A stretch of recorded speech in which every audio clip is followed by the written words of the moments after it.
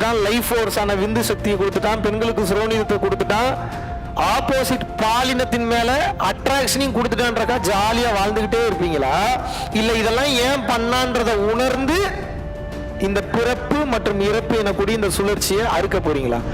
விளக்கு இருக்கு, பூ இருக்கு, சேர் இருக்கு, இந்த கர்ச்சீஃப் இருக்கு, இந்த மைக் இருக்கு, இதெல்லாம் படைப்பு, ஏத்துக்கிறேன். படைப்பு என்ற ஒன்று இருந்தால் படைத்தவன் என்ற ஒருவன் இருப்பானா மாட்டானா? படைப்பை பற்றியே ஆர்வப்பட்டு இருக்கீங்களே, படைத்தவனை பற்றி எப்போது ஆர்வப்பட போகிறீர்கள்? பெண் மீது ஆசை வருகிறது, பொன் மீது ஆசை வருகிறது, மண் மீது ஆசை வருகிறது, பணத்தின் மீது ஆசை வருகிறது. ஆனா இது அத்தனையும் படைச்சான் பாருங்க ஒருத்த உட்காந்து இன்ஜினியரிங் மைண்ட், அவன் மீது ஏன் உங்களுக்கு ஆசை வரவில்லை? இதெல்லாம் எவன் படைச்சானோ அவனை அடையணும்னு நினைச்சீங்கன்னா you will gain the energy, which means அவன் எந்த அறிவினால் இது எல்லாத்தையும் கிரியேட் பண்ணானோ அந்த அறிவு உங்களுக்கு கிடைச்சிடும்.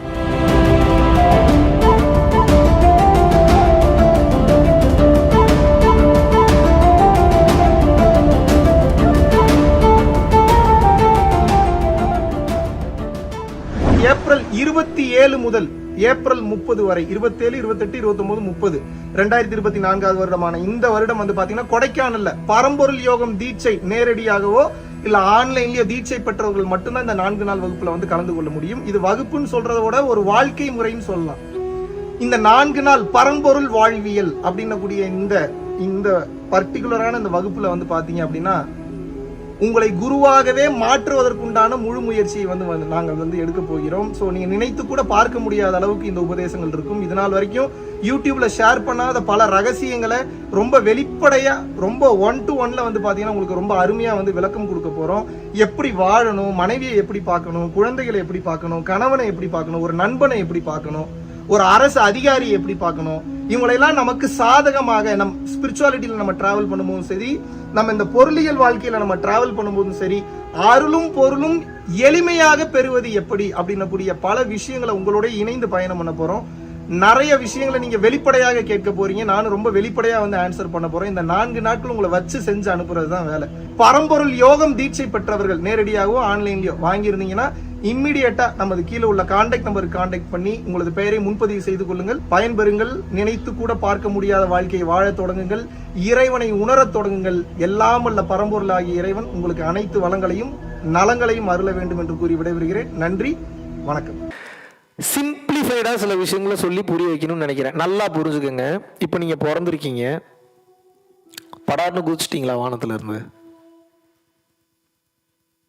எப்படி பிறந்தீங்க? பயாலஜிக்கலா சொல்லுங்க, எப்படி பிறந்தீங்க?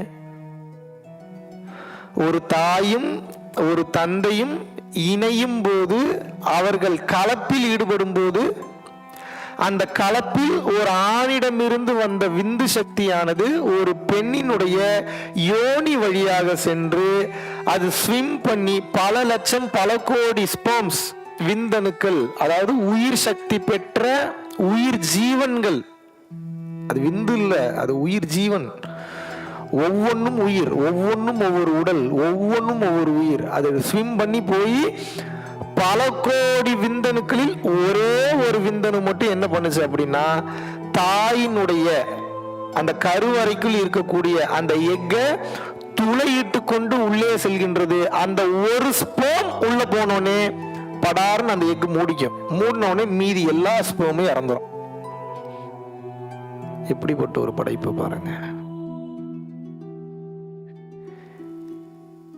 எங்க நான் தெரியாம தான் கேட்கிறேன், எப்படிப்பட்ட ஒரு கிரியேஷன் அவன் பண்ணியிருந்தான்னா இப்படி ஒரு இன்ஜினியரிங் மைண்டோட அவன் வந்து ஒரு டயக்ராம் எழுதியிருக்க முடியும்? இது எப்படி நடந்தது? Any idea? இது எப்படி கிரியேட் பண்ணாங்க? ஏன் கிரியேட் பண்ணாங்க? இது எங்க போய் முடிய போகுது? இதனால என்ன பாசிட்டிவிட்டி, இதனால என்ன நெகட்டிவிட்டி, இது ஏன் இதெல்லாம் கிரியேட் பண்ணா, இதனுடைய நோக்கம் என்ன? இதை தெரிஞ்சுக்கணுமா வேணாமா? கையை கொடுத்துட்டான், காலை கொடுத்துட்டான், லைஃப் ஃபோர்ஸான விந்து சக்தியை கொடுத்துட்டான், பெண்களுக்கு சுரோனிதத்தை கொடுத்துட்டான், ஆப்போசிட் பாலினத்தின் மேல அட்ராக்ஷனையும் கொடுத்துட்டான்றக்கா ஜாலியா வாழ்ந்துகிட்டே இருப்பீங்களா? இல்ல இதெல்லாம் ஏன் பண்ணான்றத உணர்ந்து இந்த பிறப்பு மற்றும் இறப்பு எனக்கூடிய இந்த சுழற்சியை அறுக்க போறீங்களா?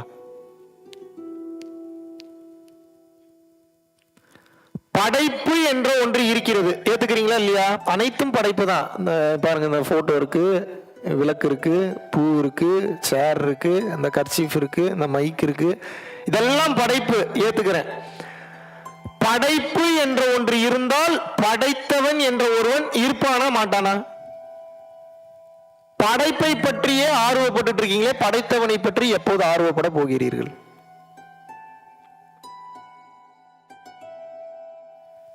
இப்போ உங்களுக்கு புரியுற மாதிரி ஒன்று சொல்றேன், உங்களுக்கு சிம்பிளிஃபைடா உங்களுக்கு புரியுற மாதிரி வரேன். மலேசியாவோட கரன்சிக்கு பேரு ரிங்கெட்ஸ், கரெக்டா? உங்களுக்கு 1 மில்லியன் ரிங்கெட்ஸ் கேஷா கொடுக்கட்டுமா, இல்ல 1 மில்லியன் ரிங்கெட்ஸ் அடிக்கக்கூடிய அந்த மிஷினையும் அந்த அத்தாரிட்டியும் எந்தவித பிரச்சனையும் கவர்மெண்ட் அப்ரூவலோட வாங்கி கொடுக்கட்டுமா? என்ன வேணும் உங்களுக்கு? கரெக்டா பதில் சொல்லணும் எனக்கு. இப்ராஹிம் சார் கிட்ட நான் பேசுறேன், சொல்லுங்க, கரெக்டா பதில் சொல்லணும். ஏன் அடிச்சுக்கிட்டே இருக்கலாம்? இது எல்லாம் புத்திசாலித்தனம், தவறே இல்லை. நானா இருந்தாலும் மிஷினை தான் கேட்பேன். இப்ப நீங்க அதைத்தான் பண்ணிட்டு இருக்கீங்க ஆப்போசிட்டா. புத்திசாலி என்ன பண்ணணும்? மிஷினவே கேட்கணும். நீங்க பணத்தையே கேட்டுட்டு இருக்கீங்க, தீர்ந்து போயிருங்க. நீங்க படைப்பையே பார்த்துட்டு இருந்தீங்கன்னா காணாம போயிருவீங்க. ஒரு கட்டத்துக்கு மேல தீந்து போயிடும், உங்களால அதை வச்சு ஒண்ணுமே பண்ண முடியாது. புத்திசாலி என்ன பண்ணுவான்? மிஷினை தான் கேட்பான். நீ அதை விட்டுட்டு என்னங்க சம்பந்தமே எல்லாம் பணத்தை கேட்டுட்டு இருக்கீங்க. எதுக்கு இதை சொல்றேன்னா, பெண் மீது ஆசை வருகிறது, பொன் மீது ஆசை வருகிறது, மண் மீது ஆசை வருகிறது, பணத்தின் மீது ஆசை வருகிறது. ஆனா இது அத்தனையும் படைச்சாம பாருங்க ஒருத்த உட்கார்ந்து இன்ஜினியரிங் மைண்ட். அவன் மீது ஏன் உங்களுக்கு ஆசை வரவில்லை? ஏன் வரவில்லை? ஏப்பா வரணும்? அவன் பாட்டுக்கு எல்லாத்தையும் பண்ணிட்டான், அனுபவிக்கிறதுக்கு தானேப்பா பண்ணியிருக்கான். எனக்கு ஏன் அவன் மேல ஆசை வரணும்? பியூட்டி என்னன்னா, இப்ப இதெல்லாம் அவர் கிரியேட் பண்ணியிருக்கிறாருல்ல, ஒண்ணு நீங்க கிரியேட் பண்ணது மேல ஆசைப்பட்டு இப்படியே வாழ்ந்து இப்படியே செத்து போகலாம். ஆனா மறுபடியும் பிறப்பீங்க, மறுபடியும் பிறப்பீங்க, மறுபடியும் பிறப்பீங்க. இப்படி வாழ்ந்து இப்படி சாக போறீங்களா? இல்லாட்டினா இதெல்லாம் எவன் படைச்சான்றத பார்த்து அவன் மேல ஆசை வச்சு, இதுல பியூட்டி என்னன்னா, இது மேலெல்லாம் ஆசை வச்சீங்கன்னா இது மூலியமா உங்களுக்கு ஒரு பலனும் இல்லை. You will lose the energy.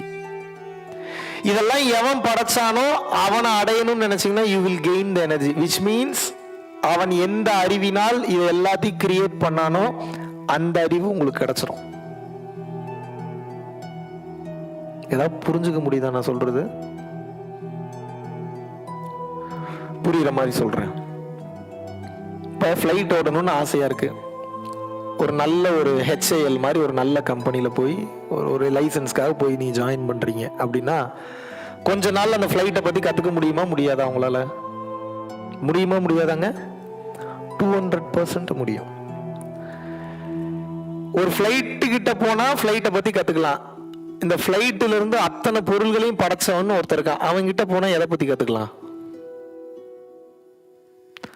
அண்ட சராசரத்தை பற்றியும் கற்றுக்கொள்ளலாம். இதுதான் மாபெரும் ஆற்றல். உங்களுக்கு அதோட வேல்யூ இன்னும் புரியவே இல்லை, உங்களுக்கு இன்னும் தெரியவே இல்லை. ஏன் இதை பத்தி உங்களுக்கு வெளிப்படையாக யாரும் சொல்லி கொடுக்கவில்லை என்றால், நீங்க அவனை பார்க்க ஆரம்பிச்சிட்டீங்க அப்படின்னா சட்ட திட்டங்களுக்குள்ள கட்டுப்பட்டுலாம் வாழ மாட்டீங்க. ஏன்னா புரிஞ்சிடும், இங்க எதுவுமே சரியும் இல்லை, இங்க எதுவுமே தவறும் இல்லை. அவன் சுயநலத்துக்காக ஒரு சில சட்ட திட்டங்களை போட்டு நம்மளை கண்ட்ரோல் பண்ணி வச்சிருக்கான்ற அந்த தெளிவு உங்களுக்கு கிடைச்சிடும். அந்த தெளிவு உங்களுக்கு கிடைச்சிருச்சுன்னா நீங்க யாருக்கு கண்ட்ரோல் ஆக மாட்டீங்க. இங்க இருக்கிறவங்களுக்கு எல்லாம் என்ன ஆசை அப்படின்னா, அவனை உங்க கண்ட்ரோல்ல வச்சு உங்களை அடிமையா ட்ரீட் பண்ணணும்ன்றதான் ஆசை. யாருக்குமே நீங்கள் அவனாக மாற வேண்டும் என்ற ஆசை கிடையவே கிடையாது. எத்தனை பேருக்கு புரியுது இப்ப நான் சொன்ன மேட்ரு? புரியுதா? ஓரளவு கிளியரா இருக்கா நான் சொன்னது? நீங்க எந்த அளவுக்கு அவனை பற்றிய சிந்தனைக்கு நீங்கள் செல்கின்றீர்களோ அந்த அளவிற்கு இந்த உலகத்தில் உள்ள அனைத்து பொருட்கள், அனைத்து உயிர்களை பற்றிய அந்த ஞானம் விளங்கும்.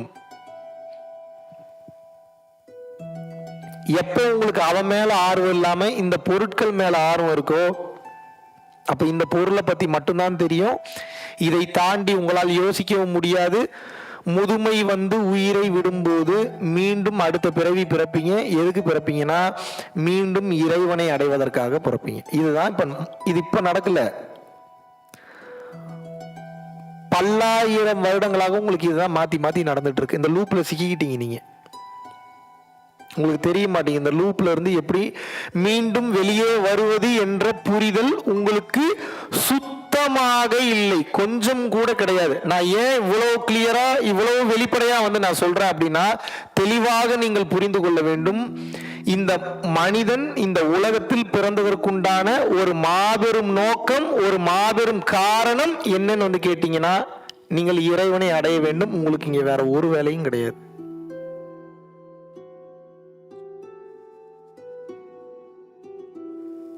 மனிதனாக பிறந்த ஒருவன் எந்த நிலையை அடைய வேண்டும்? இறை நிலையை அடைய வேண்டும்.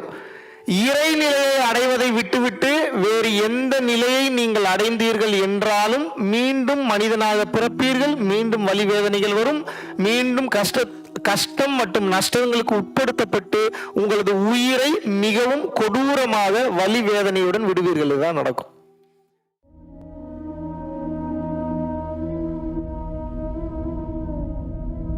பரம்பொருளின் கருணையினால உங்களுடைய இடைவிடாத அன்னதானத்திற்கு நீங்கள் அனுப்பப்பட்ட பணத்தின் மூலியமாக பல லட்சம் உயிர்களுக்கு இது நாள் வரைக்கும் சாப்பாடு கொடுத்துருக்கோம்.